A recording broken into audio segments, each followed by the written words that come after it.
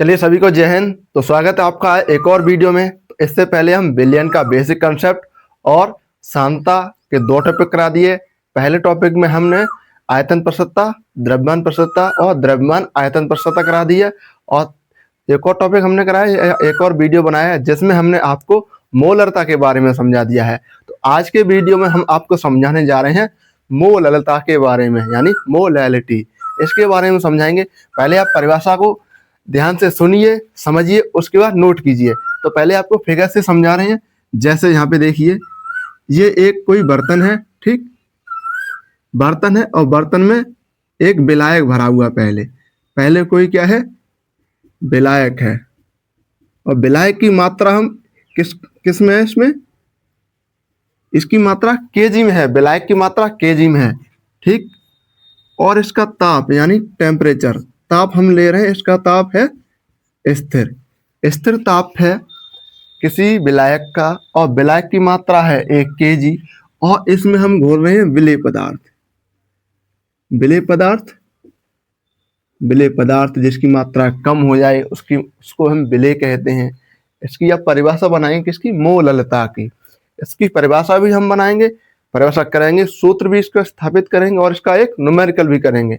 तो ठीक है, अब इसकी हम परिभाषा बनाते हैं। जैसे देखिए, परिभाषा बनाएंगे, स्थिर ताप पर 1 केजी विलायक में घुले विलेय पदार्थ की मात्रा को हम मोललता कहते हैं। ठीक है, इसकी परिभाषा आप लिखेंगे जैसे यहाँ पर स्थिर ताप पर, पहले स्थिर ताप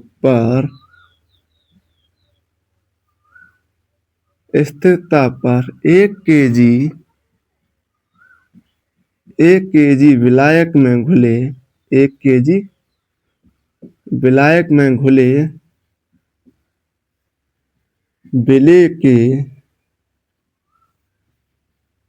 विलायक में घुले विलेय के मोलों की संख्या, विलेय के मोलों की संख्या को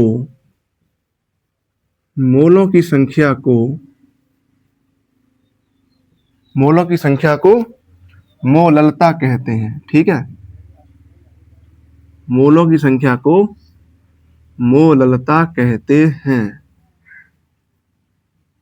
ये तो उसकी होगी परिभाषा, किसकी, मोललता की। कैसे, देखिए, मोललता की परिभाषा हम बनाएंगे इस फिगर से। जैसे स्थिर ताप पर 1 केजी विलायक में घुले विलेय पदार्थ की मोलों की संख्या या विलेय के मोलों की संख्या, ठीक है, विलेय के मोलों की संख्या को मोललता कहते हैं। और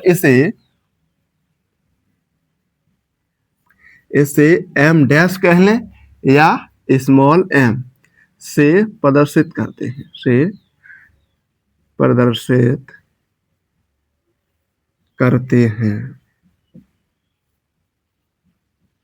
एम डैश या एम से प्रदर्शित करते हैं। ठीक है, अब इसका हम फॉर्मूला लिखेंगे जैसे एम डैश यानी मोललता बराबर विलेय के मोलों की संख्या, विलेय के मोलों की संख्या अपॉन, अब देखिए, अब विलायक किस में हो जाएगा, अब विलायक का भार हो जाएगा। क्यों, मोलरता में विलायक का आयतन था, ठीक है, मोलरता में विलयन का आयतन था, लेकिन इसमें विलायक का भार होगा। ठीक है, क्योंकि हमने विलायक लिया है, पहले क्या है, विलायक। तो यहाँ पर विलायक का भार वो भी किस में है, केजी में। ठीक, ये इसका फॉर्मूला हो जाएगा।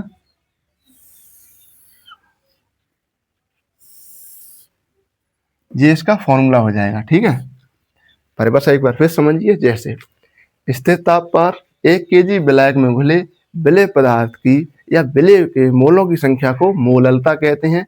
इसे एम से प्रदर्शित करते हैं या कैपिटल एम या एम डैश से प्रदर्शित करते हैं। ठीक, इसका फॉर्मूला हो जाएगा एम बराबर विलेय के मोलों की संख्या बटे विलायक का भार, वो भी केजी में। अब देखिए, इसे प्रतीक देंगे हम, जैसे एम डैश बराबर मोललता, विलेय के मोलों की संख्या को एन और विलायक का भार यानी कैपिटल डब्ल्यू, और वो भी किसमें है, केजी में। अभी क्या है, केजी में। हमने आपको मोलरता के फॉर्मूले में बताया था या मोलरता की परिभाषा जब करवाई थी, हमने बताया था आपको एन क्या है, मोलों की संख्या। तो मोलों की संख्या कैसे निकालते हैं? अणुभार बटे भार, विलेय का भार बटे अणुभार। अणुभार गलत बोल गए थे हम। यहाँ पर हो जाएगा एन बराबर विलेय का भार बटे विलेय का अणुभार। तो यहाँ पर रखेंगे एन बराबर W/m। ये मान रख देंगे हम यहाँ पर एन की जगह पे। तो m डैश बराबर एन का मान रखेंगे W/m/W, और इसमें हम 1000 का गुणा करेंगे किसके लिए?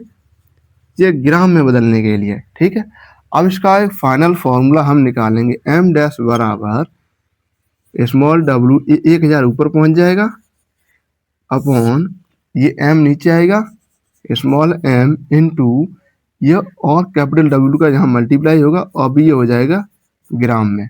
ठीक है, ये हो जाएगा आपका मोललता का फॉर्मूला, जो अभी आपके इस न्यूमेरिकल में यूज होगा। ठीक है, मोललता क्या थी हमने आपको समझा दिया, और इसका फॉर्मूला भी समझा दिया, और ये फाइनल फॉर्मूला आया जो आपके न्यूमेरिकल में यूज होगा। तो इसका मात्रक भी लिख लीजिए आप। मात्रक पूछा जाता है, मात्रक लिखेंगे। जैसे देखिए, मात्रक इससे लिखा लेंगे, विलेय के मोलों की संख्या को किससे प्रदर्शित करते हैं? मोल। और विलायक का भार है, तो भार को किस में रखते हैं? केजी या द्रव्यमान। द्रव्यमान का मात्रक किलोग्राम, तो मोल प्रति किलोग्राम। ये हो जाएगा मोललता का मात्रक। ये हो जाएगा मोललता का मात्रक। ठीक है, ये पूरा इसका डेरिवेशन भी हो गया, डेफिनेशन भी होगी, और आपको हमने समझा भी दिया। आप इसका स्क्रीनशॉट कर लीजिए या पॉज करके नोट कर सकते हैं। अब हम आपको एक न्यूमेरिकल कराते हैं, तो आप इसका स्क्रीनशॉट कर लीजिए। चलिए, अब आपको मोललता का एक न्यूमेरिकल करा देते हैं, जिससे आपको और अच्छे से समझ में आ जाएगा। तो क्वेश्चन क्या है या न्यूमेरिकल क्या है? 500 ग्राम जल में 4 ग्राम NaOH घोला गया है, तो विलयन की मोललता ज्ञात कीजिए। ठीक है, अब इसमें जो दिया गया है पहले वो लिख लेते हैं। हम यहाँ पे सॉल्व करेंगे, तो स्मॉल w कितना हो जाएगा? स्मॉल w का मतलब विलेय का भार, तो विलेय जो कम मात्रा में पाया जाए, ये हो जाएगा 4 ग्राम। ठीक, कम मात्रा में पाया जाए वो हो जाएगा विलेय। विलेय क्या घुलाया गया है? NaOH। तो हम m का मान निकालेंगे। m क्या है? NaOH है। तो हम इसका अणुभार निकालेंगे। तो सोडियम का होता है 23, ऑक्सीजन का होता है 16, और हाइड्रोजन का होता है 1। ये सभी हम जोड़ेंगे तो ये 40 हो जाएगा। ठीक, और कैपिटल W यानी विलायक का भार। विलायक क्या है? हमारा जल है, और जल का भार कितना है? 500 ग्राम। 500 ग्राम विलायक का भार है। तो सूत्र क्या था? हमने लिखवाया था m dash equal to small w into 1000 upon small m into capital W। ये है m डैश का फॉर्मूला, यानी मोललता का फॉर्मूला। इसमें हम वैल्यू रखेंगे। स्मॉल w का मान कितना है? 4, 1000 का गुणा करेंगे। ठीक, और m का मान कितना है? 40, m का मान 40, और कैपिटल W कितना है? 500 ग्राम।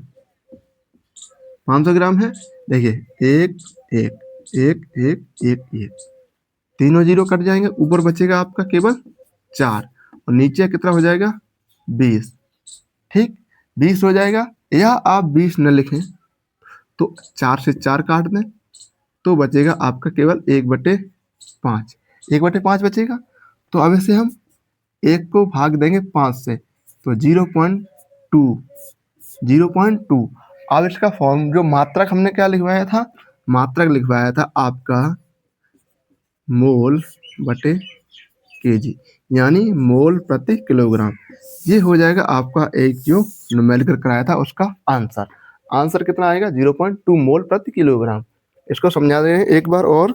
जैसे देखिए, क्वेश्चन क्या था? 500 ग्राम जल में 4 ग्राम NaOH घोला गया है, तो विलयन की मोललता ज्ञात कीजिए। तो हमने यहाँ पर जो दिया है वो लिखेंगे। जैसे स्मॉल w का मान कितना दिया गया है? 4 ग्राम। स्मॉल w विलेय या विलायक कैसे निकालते हैं, हमने वीडियो बना रखा है, आप सबसे पहले वाला वीडियो आप जाके देख सकते हैं, जिसमें विलयन में हमने बताया था विलेय और विलायक क्या होते हैं। ठीक, तो स्मॉल w का मान 4 ग्राम, m का मान निकालना है, NaOH दिया गया है, ये क्या है? विलेय। तो विलेय का अणुभार निकालेंगे NaOH। तो सोडियम को होता है 23 अणुभार, ऑक्सीजन का होता है 16, हाइड्रोजन का होता है 1।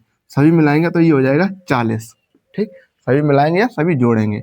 और ब्लैक हमें दिया गया है 500 ग्राम। तो एम जो मोललता का फॉर्मूला होता है W into 1000 upon small m into capital W।